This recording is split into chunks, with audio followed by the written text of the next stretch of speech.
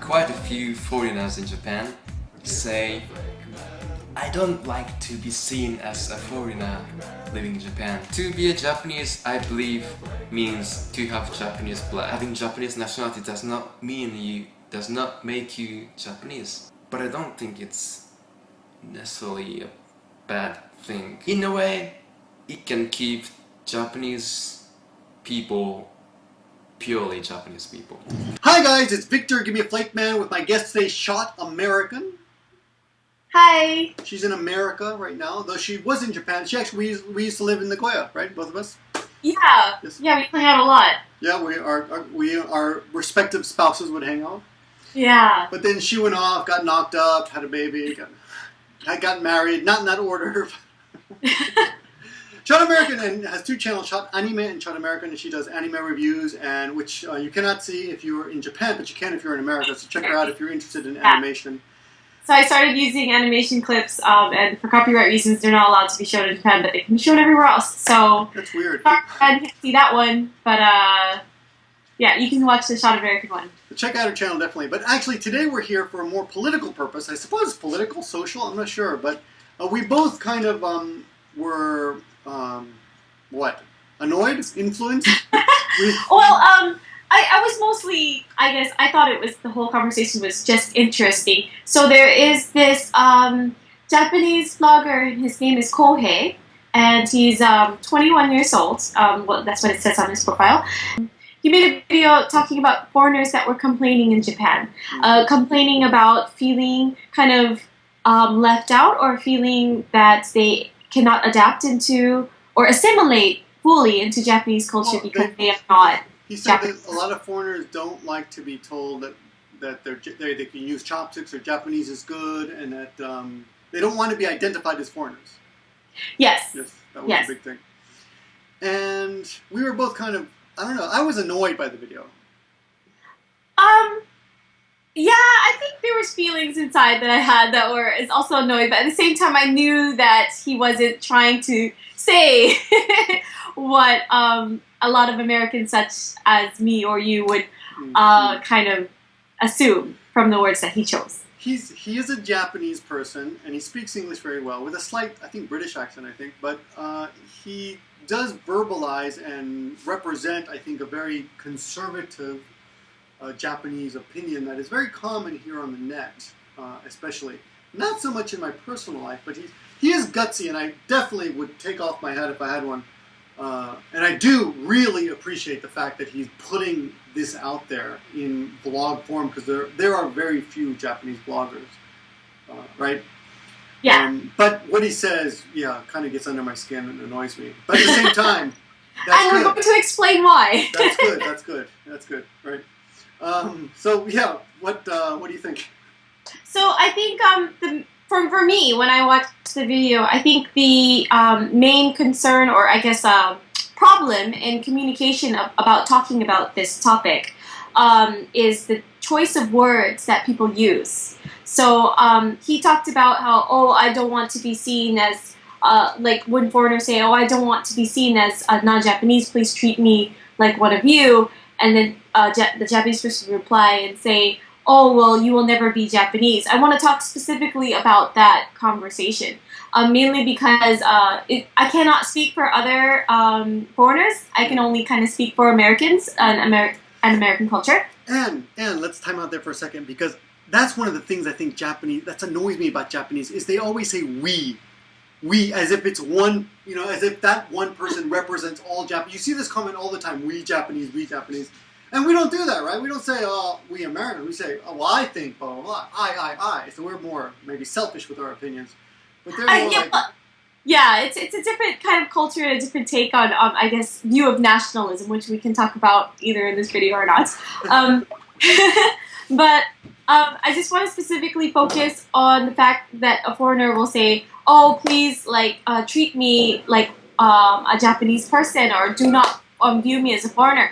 I think specifically when Americans say that, what they're really saying is, I feel lonely, or I feel like I'm too much of an outsider, that I cannot kind of have a fulfilling life here, or just some sort of negative feelings that they have with themselves and their life and their circumstance, which doesn't necessarily mean that it's anybody's fault. It's just what is.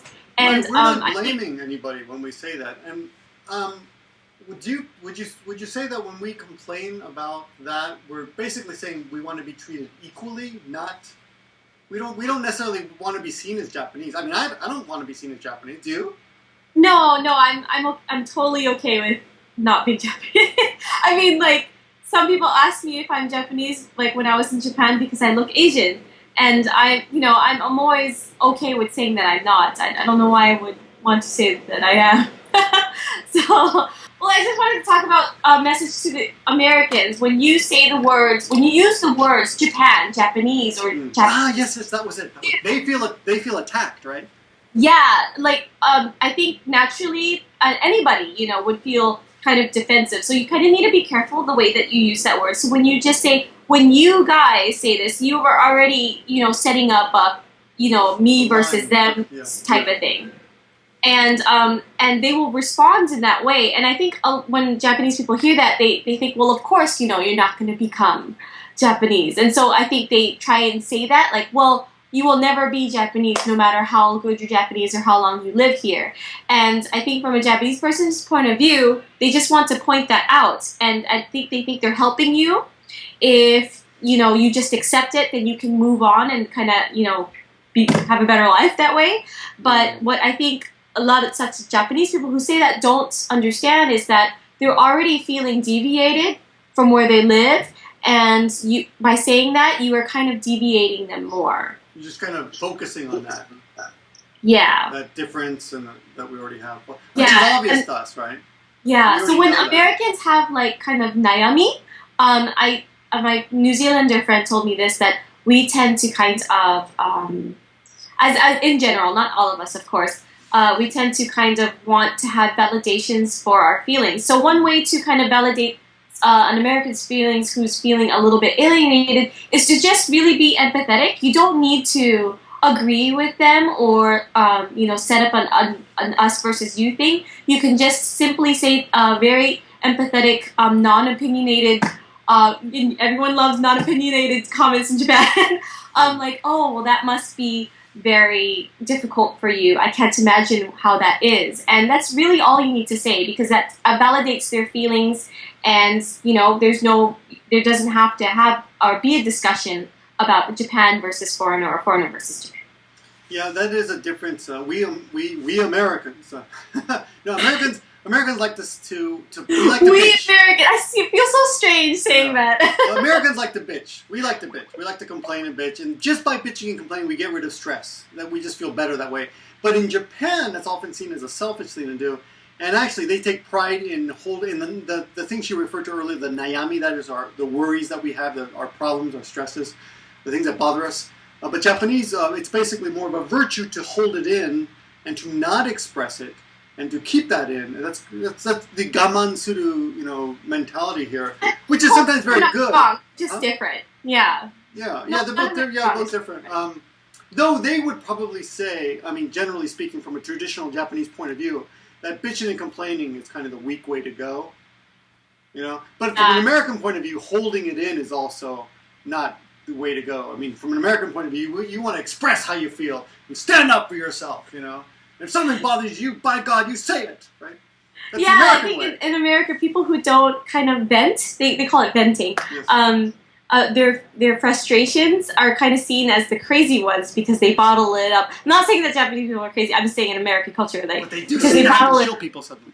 Yeah, that's what I was gonna say. Well, you do have a higher suicide rate. Maybe that's related. Maybe maybe there's no way to relieve that stress, and maybe that's one of the reasons. Interesting. I never thought about that. But then again, we're not psychologists. But yes, we're not. But this guy Kohei on YouTube.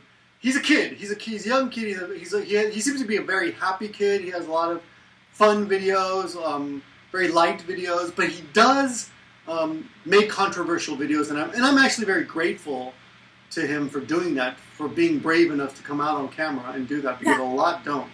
I think this is a good topic talk about, I'm the mother of a half Japanese child, and sometimes I worry about her kind of growing up with some sort of like culture identity crisis, which is common amongst a lot of Americans. And another thing that Kohei said that he felt to point out to me was that Japanese have a trackable ancestry, so I can't possibly know how that feels. And that is... It's a black thing. It's a black thing. Well, I mean, like, it's true. Like, I don't know... I don't know what like a trackable ancestry is like, but why would that need to be pointed out in the conversation was just kind of threw me off. And I think if you say those kind of things to people who are in young countries like say New Zealand, Australia, America, it can come off as very offensive because even before the conversation has started, we already knew this, that Japan has a much more older, much more richer culture and history. But and we would kind of question, why would you need to bring that up in conversation if we already have that common understanding? And I think a lot of foreigners might think that you are using it to kind of display dominance over, let's say, us, which is, I know it's probably not the case. I think you just want to like kind of explain how Japan is so different than other cultures, and that's simply the difference you want to state, but that's not how most people would take it. It's annoying. I'm really annoyed when I hear, oh, you're not Japanese, you can't possibly understand. Or when I read comments, I sometimes see Japanese people talking to each other in my video comment section saying, oh, he can't possibly understand, he's a foreigner. You can't expect him to. I see that and it's like, what? Why even bother communicating me? Just ignore me then. I mean, if that's what you feel. Well, I mean, there's a point into the fact that, we didn't grow up as a citizen, and we didn't grow up as, a Japanese child, having Japanese blood. But that's kind of the strange idea that having a certain DNA carries some sort of hidden knowledge. Magical power. Yeah. And I think that's kind of, it's a weird thing to talk about, especially for Americans, because they're using a lot of divisive words that we talked about earlier, right?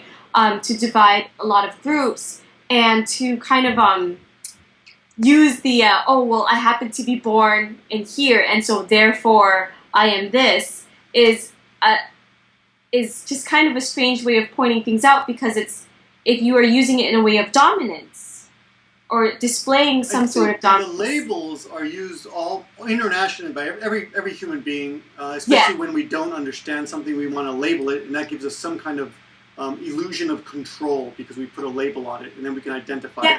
People like labels, being able to identify labels things. in America, though, labels in America are generally used recently to kind of oppose another group, so to be offensive, and I think because Liberal. That's that we're coming off, yeah.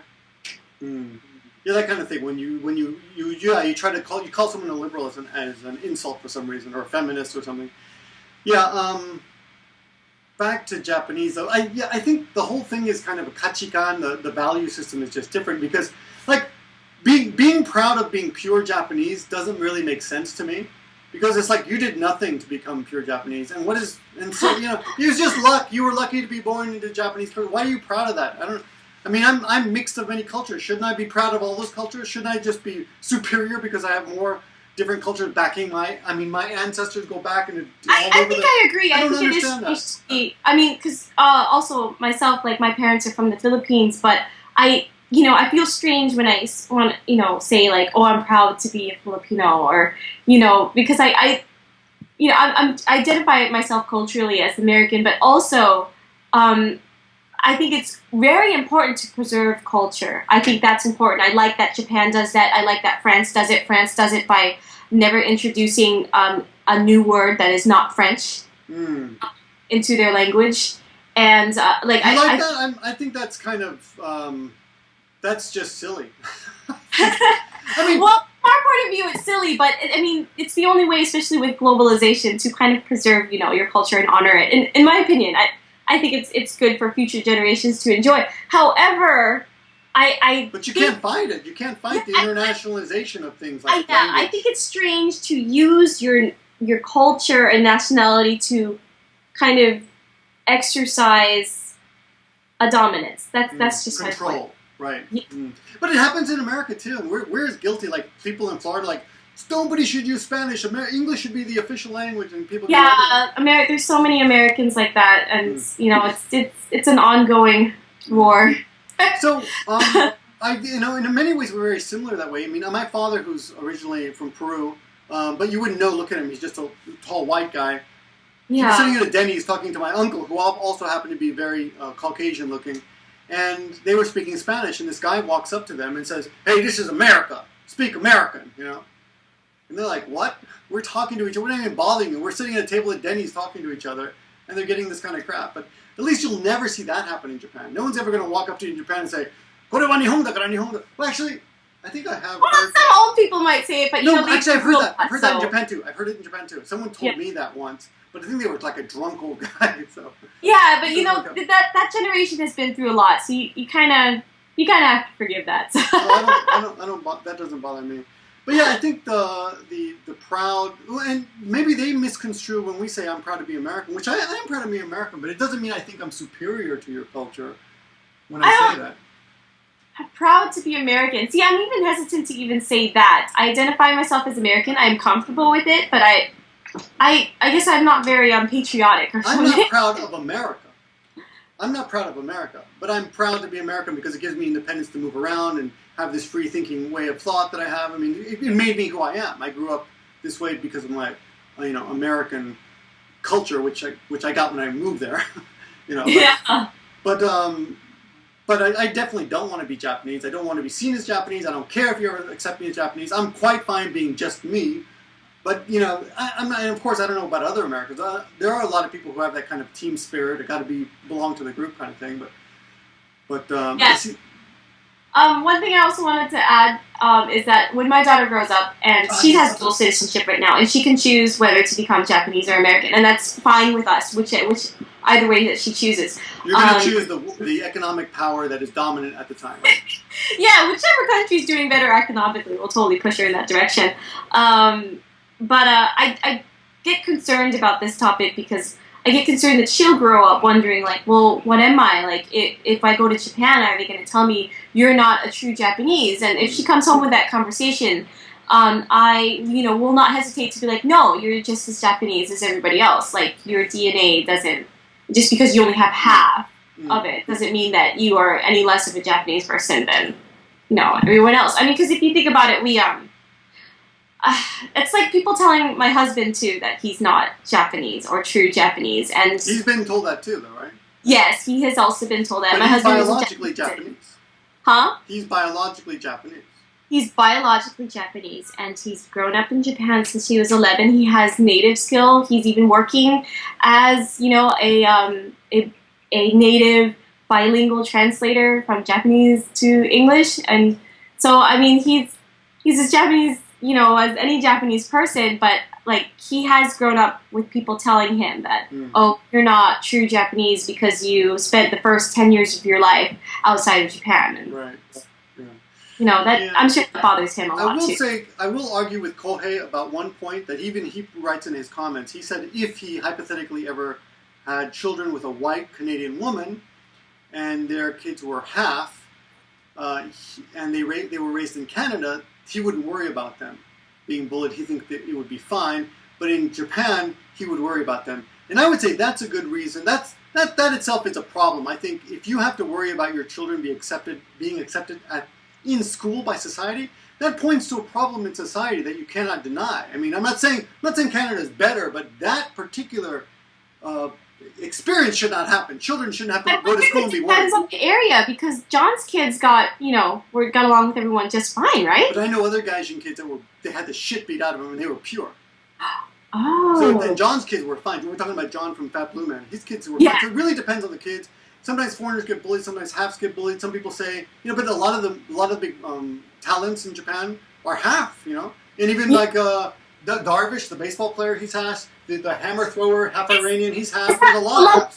The Lola girl, the one that laughs like this. Is she full or half? I don't know, but she's like half anime. She's half anime. I don't know what she is. God, I hate. Oh. Hajime te kita, それ. God, I would punch a woman if I get away with that. No one would know ever. Like I might. If no one ever knew, I would punch low in the, maybe in the gut. Not I thought I started doing this after seeing her on TV. Like she's not doing it now, but for once she was doing it. Got it. Millions of times. Yeah. Anyway, we better wrap this up. But we do recommend everyone go check out this guy's videos and don't become a hater. Even though personally, half the time I feel like saying, it's good that he opened up a conversation. I think to have conversation is good. So. And he does listen to Logic. He's a smart guy. He listens to Logic. He changes his opinion occasionally. I've only seen that one video and seen the comments from that one video, and from that, he seems like a good person to me. So. Yeah, he seems a good guy, and it's a good chance for us to, do a little cultural exchange here on the internet. So, anyway, this is Shot Anime and Shot American. Thanks for joining me today. Thank you. And like we said, go check out JP10 I Am Me Not You. I think is his name. I'll put it right here. And until next time, thanks for watching, guys. See you next time.